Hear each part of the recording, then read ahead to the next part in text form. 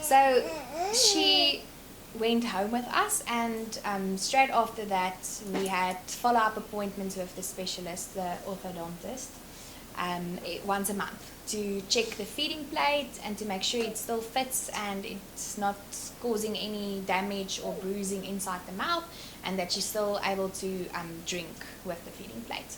At 7 weeks, she received a NAM plate, nasoalveolar molding plate. Okay, so the function of the NAM plate is to assist the baby drinking. Firstly, the bottle will press against the plate inside the palate to assist with drinking. Secondly, the plate also has a stent going into the baby's nose that will form and lift the baby's nose. Most babies with cleft lips have a sort of a flat nose because the cleft pulls it downwards and the stent forms it in the right form. This results in having a narrower cleft and pulling together the gums that would make the operation easier for the doctor, having to do less reconstructive work.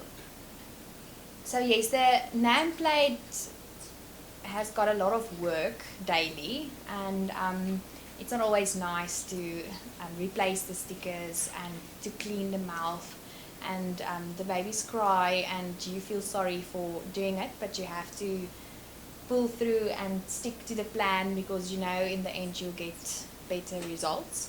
It is expensive buying all the strips and plasters, and yes, every day you have to replace them, and yeah, it wasn't always nice, and yeah, you really did feel bad sometimes for almost intentionally hurting, but with the intention of assisting the facial features for later.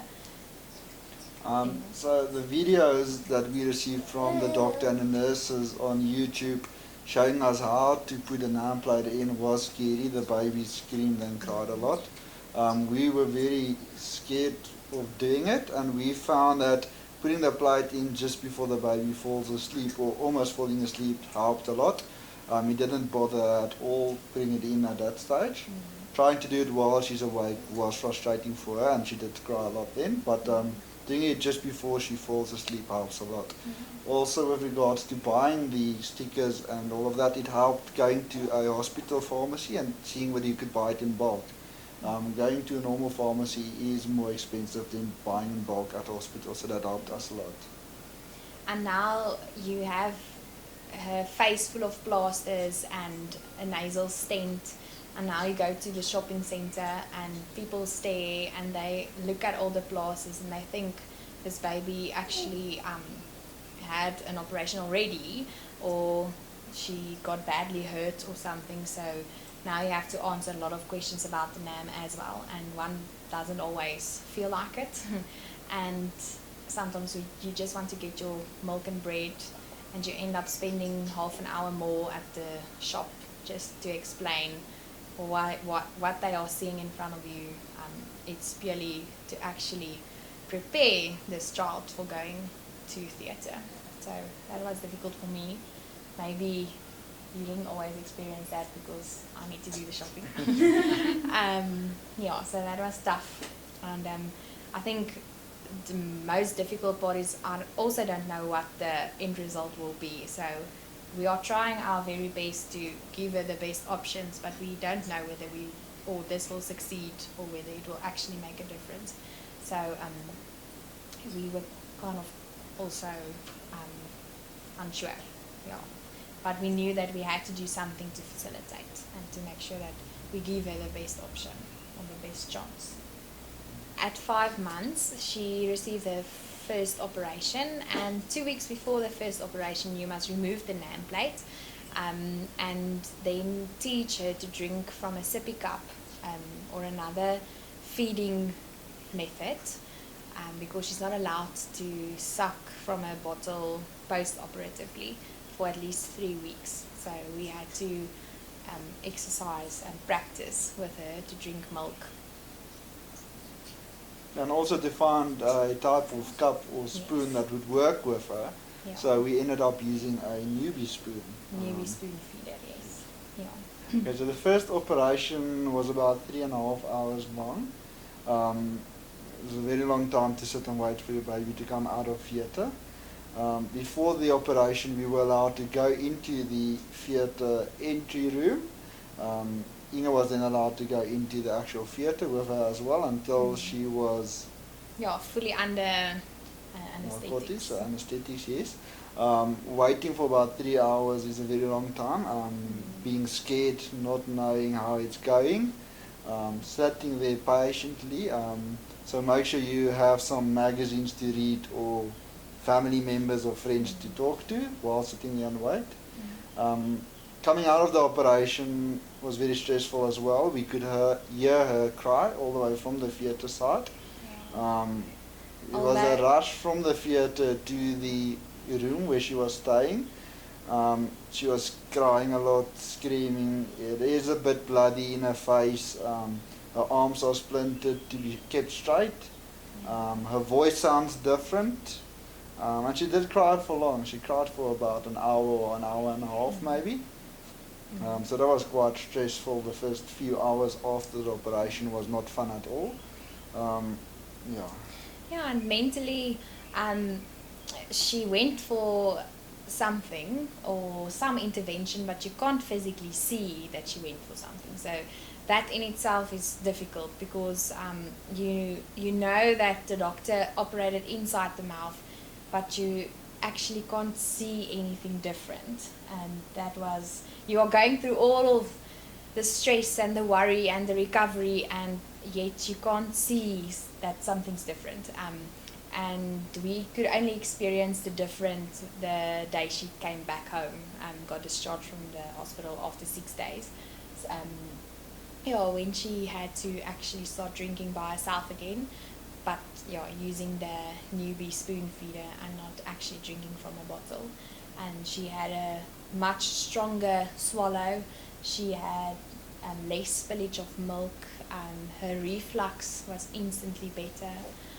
And we experienced just positivity the day she came home after the first operation.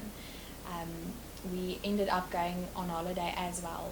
She recovered so well and so nicely that we ended up going on holiday and just to take some time from the city and relax a little bit.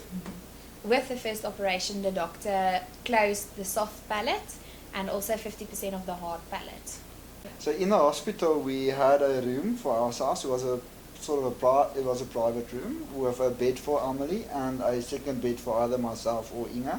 So one of the parents need to stay with her for the full week after the operation. We stayed in hospital for 7 days. The hospital staff were very helpful.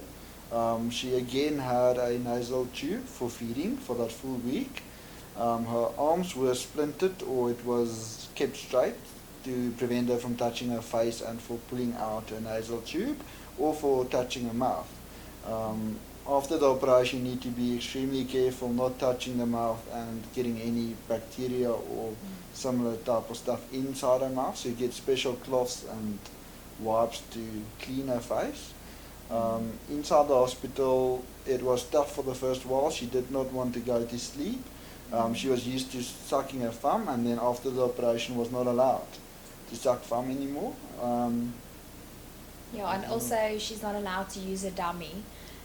She can't have anything near her mouth. So to keep her calm and collected without having her hands as comfort was quite difficult.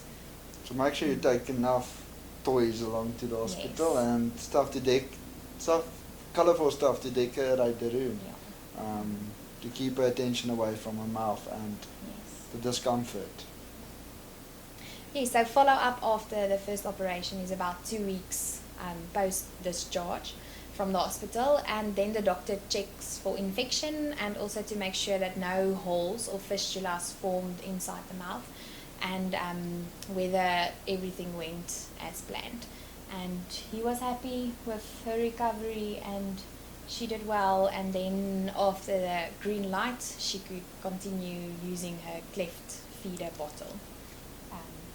And she instantly took it, was very happy, could drink, had a stronger suck on the bottle, and she ate food again after that, and it just went well after the first operation. So a month before the operation, the first one and the second one, she was in isolation at home mostly, and she was allowed to go to the grandparents' homes, and that's it. She wasn't allowed to go to any mall or shopping centre, just to keep her safely away from any outside germs and bugs, to keep her as healthy as possible for all the operations, which means that she had to be isolated in total for 4 months, where she couldn't go to any other events, couldn't go to birthday parties, couldn't go to any weddings or ceremonies. So that was tough on us and on her, and people didn't see her as often as we would wanted her to go with to family functions and things. But we knew we had to do this to keep her as healthy and clean as possible for the operations. So the second operation is about 8 weeks after the first operation. So she was about 7 months of age when she had the second operation. Once again, she had to be in isolation a month before the operation. And with the second operation, the doctor closed the rest of the heart palate, and also he closed the lip and did some plastic surgery on the nose. So the second operation was again a long operation. It was 2.5 hours. Amelie's operation was actually 3 hours. We expected it to be 2.5 hours. Ended up being 3 hours. I think the process went much smoother because we knew what to expect. Similar process as the first operation, going into the theatre room, prepping before the operation was all similar, but coming out of the theatre was much easier this time. Probably because we knew what to expect and how she was going to react. She did recover quicker and easier than the first one as well. She did not cry as much and as long as she did. She slept better. I think she just handled the second operation better than she did the first one.